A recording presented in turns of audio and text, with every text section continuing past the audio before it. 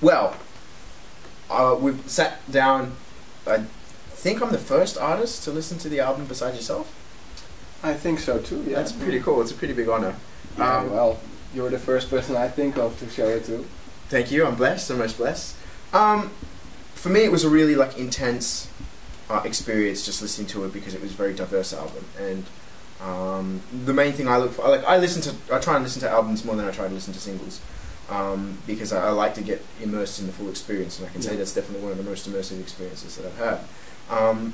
Was like your intention to always tell a story, because it feels like it's a very multi-layered story type thing, big experience. Was that what you wanted to do from the get-go? Or? The storytelling part that came when I decided it's going to be an album. Okay.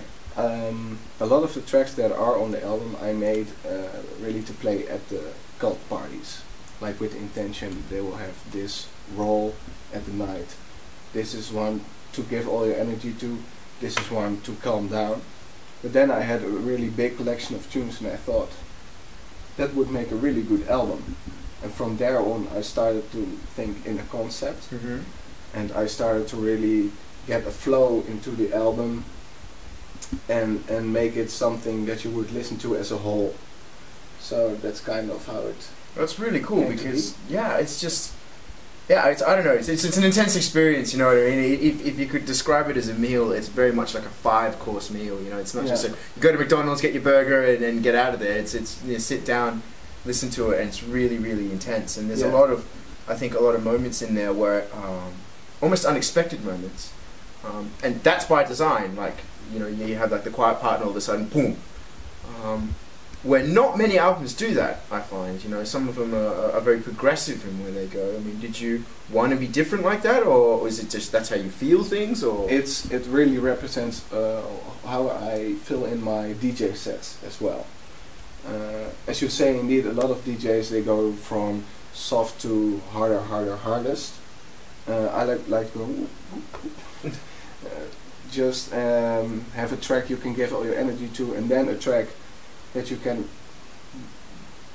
experience more, like a sound experience that you don't dance to, but then you have built up your energy again to give it to the next track, and that's how I like to go through a set. So much up and down.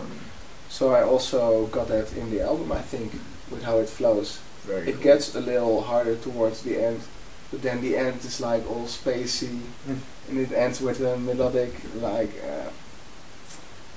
orchestral almost kind of feeling, but then with synthesizers. Yeah, really, like I said, really immersive.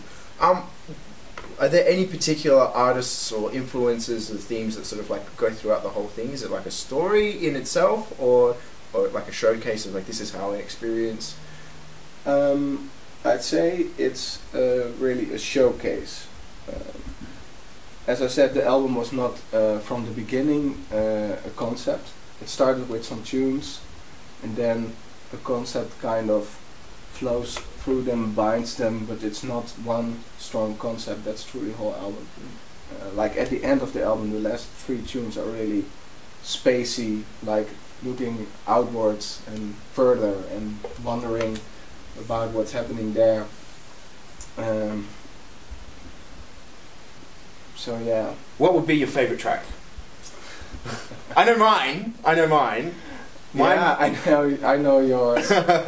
Tell me. Oh, it's Craving, without a doubt. It's just, I don't know, so powerful. The first time when you had it at DEF CON. Yeah. Right before I said, alright, hey, I just got out of the studio with this new track. Should I drop it? Sure, man. Yeah, man. Yeah. What better place? Man, and to drop it for the first time. Yeah. Really, really sick. But what's your favorite? My favorite tune. I think it's the title track of the album. New Wave. A New Wave. The album starts with a tune. It really builds up, and then the next track slams right over it. Yeah, A New Wave I made actually a long time ago already. Oh wow. To play at parties as a sound experience. You asked for some artists that were inspiration. Yeah.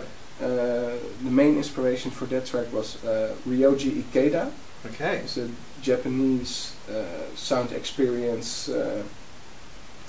Look him up. It's really awesome stuff. And I went to a show of his, and the ticking sound that's in it, he also had it in his music. And I was like, damn, this is so crisp, and then the low frequencies going on there. It's like I wanted to capture that feeling in my own music.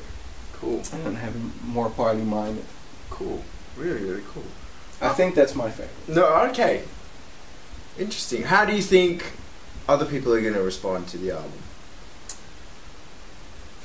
It's hard to say. I have showed it to some friends, and of course to the label and publisher.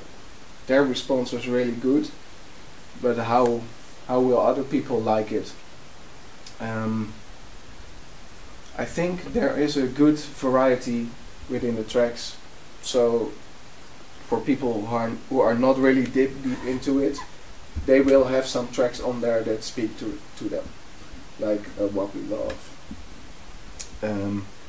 But I think there's more in the whole album thing for the more in-depth listeners, okay, who are ready or even demanding to be surprised.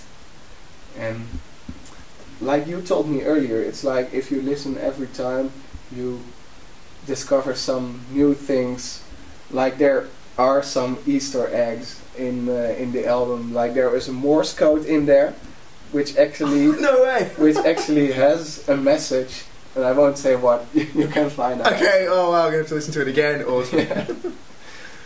Any secret samples or anything? Or any? Yeah. Actually, you know, classic "Who Let the Dogs Out." Of course. That sample is in it. Oh wow. But disguised.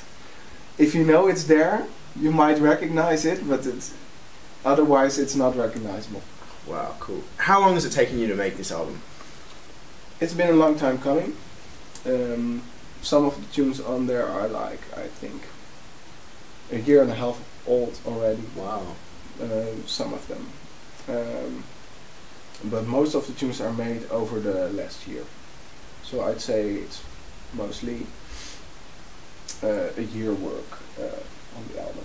Would you say this is for, I mean, because let's face it, when people think QULT and the QULT parties, you know, they very much think of you and your sound. Would you say this is aimed for that kind of an audience, or?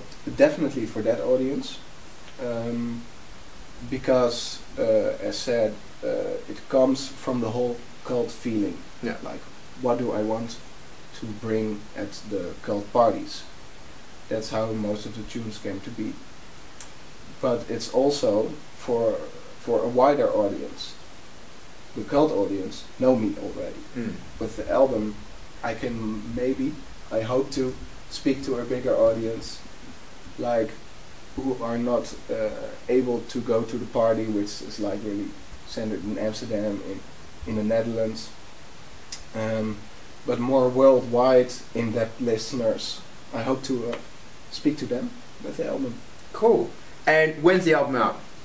It's the 19th of February. 19th. Wow. So wait, hang on. Let me check that. I gotta check the date because I don't know what day it is. All right. So almost a month. Yeah. Wow. 1 month from now. Okay. So all excited. Mm-hmm. Getting the bee's knees. Getting a bit. Getting the tingles. Cool. Well, there you have it. Geck-o talking about his new album, A New Wave, out in February.